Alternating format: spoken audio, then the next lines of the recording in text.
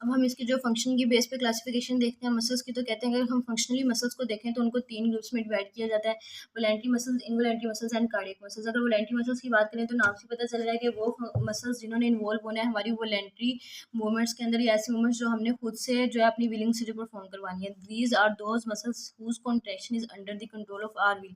Means जब तक हम नहीं चाहेंगे तब तक इन मसल्स की कॉन्ट्रैक्शन नहीं होगी। जैसे कि मैंने लास्ट लेक्चर में बात की थी कि अगर हमने अपनी आर्म को जो लिफ्ट करवाना है, तो हम लोग जो अपनी विल से जो हमारे पास जो बाइसेप मसल है आर्म के ऊपर, अपर आर्म के ऊपर, वो कॉन्ट्रैक्ट करेगा। हम आप आर्म को खुद से जो है वो हम लिफ्ट करेंगे तब वो मसल कॉन्ट्रैक्ट करेगा और जो आर्म जो है वो ऊपर जाएगी। तो ये कॉन्ट्रैक्शन हमारी अपनी विलिंग से, हमारी अपनी मर्जी से हो रही थी। For example, we can move our hand whenever we like, we can produce wrinkle over the forehead whenever it is desired. हमारी जब मर्जी हम चाहे हम अपने फोरहेड के ऊपर रिंकल्स क्रिएट कर लें, स्माइली लाइंस हम अपने फेस के ऊपर ले आएँ, या फिर जो हम अपने हाथ को जब चाहे मूव कर सकते हैं। तो ये सारी मूवमेंट्स जो है वो वॉलेंट्री कंट्रोल में आ जाती हैं। सच मसल्स और इनको जो करवाएंगी वो वॉलेंट्री मसल्स होंगे। सच muscles are called voluntary muscles.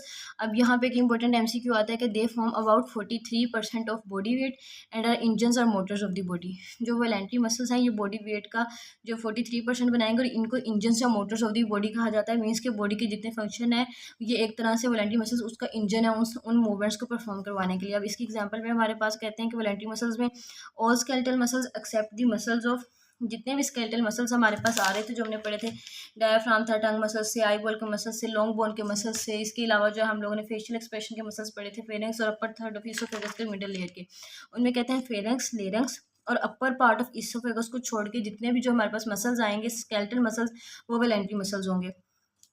Upper part of oesophagus which are skeletal in character but involuntary in their action. लेकिन ये अपने एक्शन के अंदर जो वो इनवोलेंट्री होंगी। जो फेरेंक्स, लेरेंक्स और इसोफेगस के पास जितने भी मूवमेंट्स हो रही होंगी वो इनवोलेंट्री हो रही होंगी। वहाँ पे मसल्स तो स्केलेटल ही होंगे लेकिन जो मूवमेंट्स हैं वो इनवोलेंट्री होंगी। इनके छोड़ के बाकी जितने भी स्केलेटल मसल्स आएंगे वो हमारे पास जो वोलेंट्री मसल्स होंगे।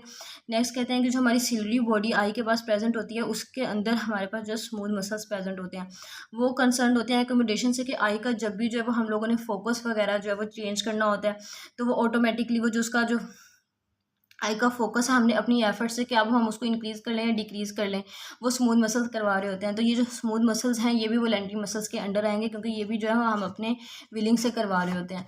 तो हमारे पास वॉलेंट्री मसल्स में कौन कौन से मसल्स आ जाते हैं? ऐसे मसल्स जो स्केलेटल मसल्स हैं जितने, उसके अलावा फेरेंक्स, लेरेंक्स और अपर पार्ट ऑफ इसोफेगस के अलावा, और smooth muscles of ciliary body के अलावा, ये दो इंपॉर्टेंट हमारे पास वॉलेंट्री मसल्स में आ जाते हैं। अब इनवॉलेंट्री मसल्स उसके ऑपोजिट के वो मसल्स जिनकी कॉन्ट्रैक्शन ऑटोमेटिक हैं, not under the control of our will, हमारी विल के अंदर नहीं है, and is regulated by autonomic nervous system. अगर हम वॉलेंट्री मसल्स की बात करें तो ये नाम से पता चलेगा कि ये किसके कंट्रोल में होंगी, ये सोमैटिक नर्वस सिस्टम के कंट्रोल में होंगी। इसी तरह जो इनवॉलेंट्री मसल्स हैं ये हमारे अंडर कंट्रोल में नहीं है, और हमने पढ़ा था कि जौन सी मूवमेंट्स हमारे कंट्रोल में नहीं होंगी वो ऑटोनॉमिक नर्वस सिस्टम करवा रहा होगा। तो इसमें हमारे पास कौन कौन सी मूवमेंट्स आ जाती हैं? इसमें कहते हैं कि our intestine are moving without our design. हमारे चाहे ना चाहने से उसको कोई फ़र्क नहीं पड़ता, वो अपनी मर्जी से जो इंटेस्टाइन है वो मूव कर रहा है। इसके अलावा हमारे जितने भी स्मूथ मसल्स हैं, स्मूथ मसल्स हमने कौन से पढ़े थे कि जो हमारी विजरास के साथ प्रेजेंट होंगे, जिसमें हमारा हार्ट, लंग्स वगैरह या फिर जितने भी हमारे ब्लड वेस्कुलर सिस्टम में प्रेजेंट होंगे, और arrector line muscles of the skin होंगे। अब इसमें एक्सेप्शन आ जाएगी कि smooth muscles of ciliary body वो इसके अंदर नहीं आएंगे। All smooth muscles of the viscera, blood vascular system and arrector line muscles of the skin, इसके अलावा स्केलेटल मसल। अब उसके जो स्केलेटल मसल्स हमने पढ़े थे कि जो वॉलेंट्री में नहीं होंगे, जो खुद ब खुद इनवॉलेंट्री हो रहे थे, वो यहीं पे आ जाएंगे इसके ऑपोजिट के skeletal muscles of larynx, pharynx and upper part of oesophagus. उसी के जो एक्सेप्शनल केसेस थे दो, वो इसी के जो है एग्जांपल्स में आ जाएंगे। All smooth muscles and skeletal muscles of larynx, pharynx and upper part of oesophagus, ये इनवॉलेंट्री मसल्स में आ गए। नेक्स्ट हम कार्डिक मसल्स की बात कर लेते हैं।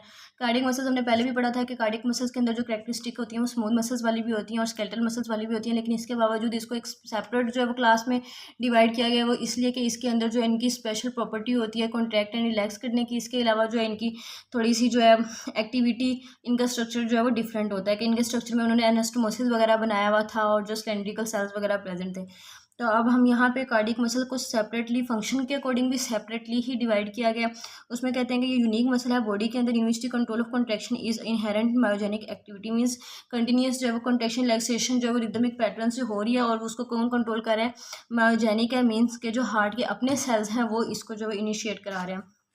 फिर दोबारा वही पॉइंट इंपॉर्टेंट आ जाता है कि it should be remember that autonomic nervous system is not controlling the activity of heart. Autonomic nervous system उसको कंट्रोल नहीं कर रहा, जस्ट उसको जो है वो मॉडिफाई कर रहा है, जो हार्ट रेट है उसको स्पीड अप या फिर स्लो डाउन करेगा,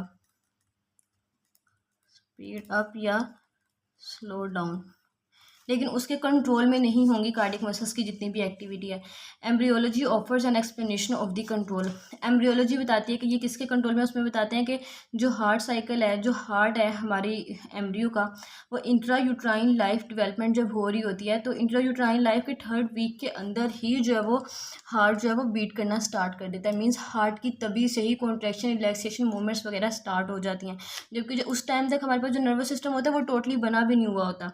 उसकी जो प्रोसेस होती है वो डिफ्रेंशिएशन, अर्ली डिफ्रेंशिएशन वाले जो है वो स्टेजेस में होती है। मींस के नर्वस सिस्टम अभी वहाँ पे टोटली डेवलप भी नहीं हुआ, फिर भी जब वो हार्ट बीट कर रहा है, तो फिर हम कैसे कह सकते हैं कि जो हार्ट की जो कॉन्ट्रैक्शन या रिलैक्सेशन है कार्डियक मसल्स की वो नर्वस सिस्टम के कंट्रोल में है। वो नर्वस सिस्टम हमारी पूरी बॉडी के फंक्शंस को जो वो कंट्रोल करता है, ये बात है, लेकिन जो हमारे कार्डियक साइकिल की जो जितनी भी कॉन्ट्रैक्शन रिलैक्सेशन है ये ऑटोनॉमिक नर्वस सिस्टम के कंट्रोल में नहीं आएंगी। ये एक सेपरेट एंटिटी है, इसका स्ट्रक्चर भी डिफरेंट है, इसके अलावा इसका फंक्शन भी डिफरेंट है। वो फंक्शन किस फेज से करवा रहा है, कॉन्ट्रैक्शन रिलैक्सेशन जो भी हो रही है वो भी इसका एक टोटली डिफरेंट है। तो इस वजह से जो है due to this reason the cardiac muscle is group separately according to the function. इसके फंक्शन के अकॉर्डिंग हम इसको जो सेपरेटली ही जो है वो ग्रुप में डिवाइड करते हैं। एग्जाम्पल्स में वही हमने पढ़ा था कि मायोकार्डियम 3 लेयर थी, एपिकार्डियम, एंडोकार्डियम, मायोकार्डियम, एपी और एंडी उसकी आउटर इनर लेयर्स होंगी, जबकि मायोकार्डियम मिडल लेयर होगी, थिक होगी, वो दोनों जो वो थिन होंगी, जबकि मायोकार्डियम जो है थिक होगी, और ये मेन वो लेयर होगी जो कि कॉन्ट्रैक्शन के अंदर इन्वॉल्व होगी। नेक्स्ट हमारे पास वॉल्स थी ग्रेट वेन्स की, जिसमें जो है वॉल्स में हमने कौन कौन सी वॉल्स पढ़ी थी, ट्यूनिका मीडिया थी, ट्यूनिका इंटरना थी और ट्यूनिका जो एक्सटर्ना थी। इन तीनों वॉल्स के अंदर जो है हमारे पास मसल्स, कार्डियक मसल्स प्रेजेंट होंगे, जो वहाँ पे जो पंपिंग वगैरह ब्लड की वो करवाएंगे।